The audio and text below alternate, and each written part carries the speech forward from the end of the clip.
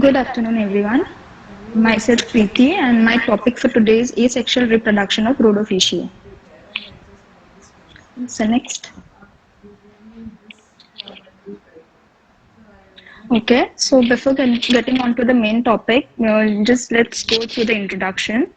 So algae are photosynthetic organisms of universal occurrence. Their structure ranges from small unicellular forms to complex multicellular thallus. They vary in size from micrometers to giant kelps, brown algae that may attain a length of 60 to 65 meters. Algae can exist on their own or they can grow on the surfaces of other organisms in the soils or on the rocks. These organisms are very important because they make much of Earth's oxygen, which humans and other animals needs to breathe. Although most of these organisms grows in fresh water or seawater, they also grow on soil, trees, and animals such as turtles and polar bears, and even under or inside porous rocks. They can tolerate a wide range of temperatures and they can grow in hot springs, on snowbanks, or deep within the polar ice. What's the next? So basically, algae are categorized in three groups based on their type of pigments they contain and the type of food that they store. So first one is the Chlorophyceae, Phaeophyceae, and the Rhodophyceae. So the Chlorophyceae are the green algae, the Phaeophyceae are the brown, and the Rhodophyceae are the red algae. So next. So Rhodophyceae. Rhodophyceae are the marine algae family Rhodophyceae, also known as the red algae, which are mostly red in color and has a filamentous or a membraceous fundamental form. They are among the oldest families of eukaryotic algae and tend to appear at deeper depths than the green algae, that are the chlorophyta. The food is stored as Floridian starch, which has a structure nearly identical to that of a amylopectin and a glycogen. They do not have a flagella. They are usually referred to as red algae because of the presence of R-phycoerythrin, a water-soluble red pigment. The R-phycoerythrin, on the other hand, is present in adequate and full amounts to conceal the chlorophyll, resulting in the distinguished red colorations. So next. So the morphology is unicellular to multicellular. They have no flagellated stages. Cells of multicellular species are connecting via incomplete cytokinesis, resulting in pit connections. Cell wall composition is cellulose and galactanes. Chloroplast are two membranes, pigments are chlorophyll, and phycobilins, primary phycoerythrin, providing their red colors.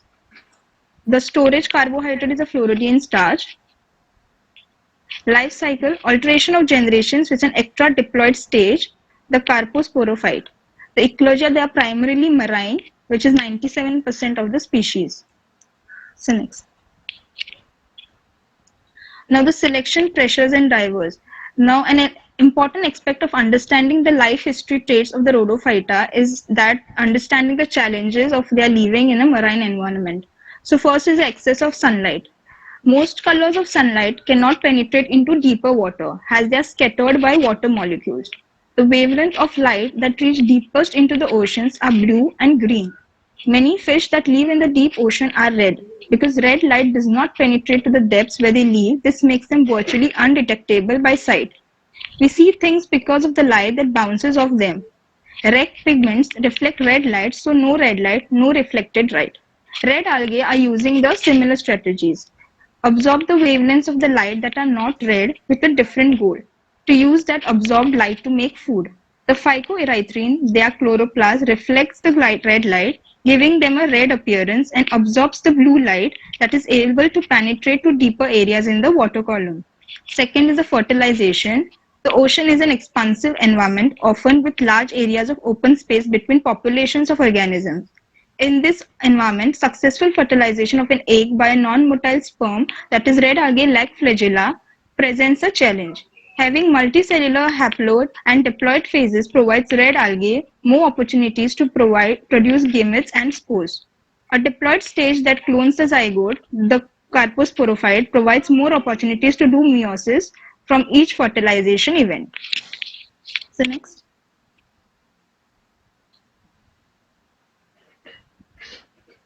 And third one is the salinity. Marine environments are relatively high in salinity, that is high salt content. A possible adaptation for this is to have sulfated polysaccharides in the cell wall, such as galactins present in the Rhodophyta.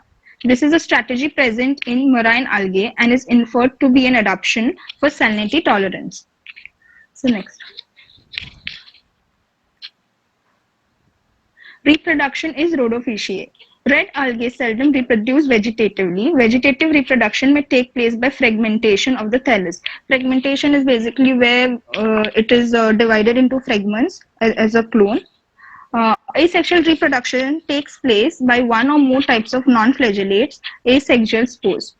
In the sexual reproduction, the male sex organ and the female sex organ are produced either on the same plant or on the different plants. The male gamete is produced from the spermatogeum and its nucleus, zygote nucleus. So next. Now we go to the asexual reproduction.